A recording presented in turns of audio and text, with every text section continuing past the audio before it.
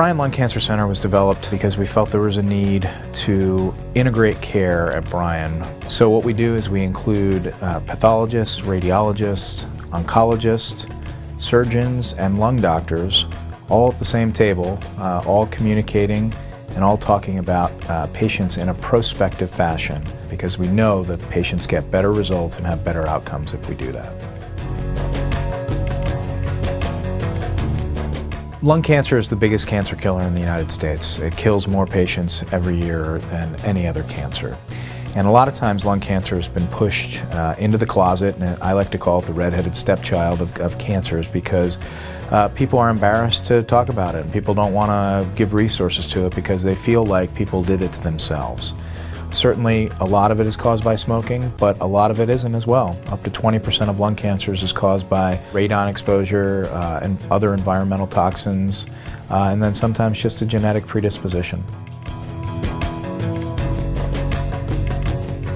One of the biggest advances in lung cancer treatment has really been screening, and just recently we determined that it was actually effective, both cost-effective and had a survival advantage for patients to undergo lung cancer CT screening. Patients who are 55 and older who have a 30-pack year history of smoking are eligible for a non-contrasted lung cancer low-dose CT scan, and the earlier we catch it, just like any other cancer, the better chance of survival patients have.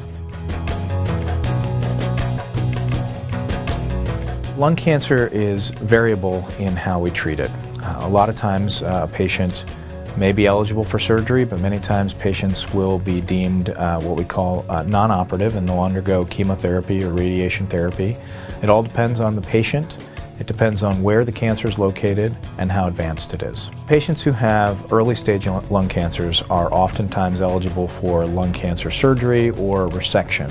And the surgery of choice is taking out usually roughly half or a third of their lung on one side. We do it sometimes robotically, sometimes through a minimally invasive approach, and sometimes through a standard thoracotomy approach, which is the way they've been doing it for quite some time. We have such a fantastic team here at Bryan. It's really impressive, the people that we've put together on the Lung Cancer Center team. And it is critically important that all the team members communicate effectively in the care of the patient. Not just even doctors and nurses, there's other types of individuals who are involved in the lung cancer program as well. As a nurse navigator, my main responsibilities really are to help guide a patient and their family through their personal journey with cancer.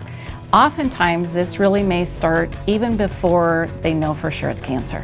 Sometimes it's the fact that they've had an abnormal scan, something unusual has been found, and I will get involved at that point, really to kind of help them know what are some of the things that we may be doing before.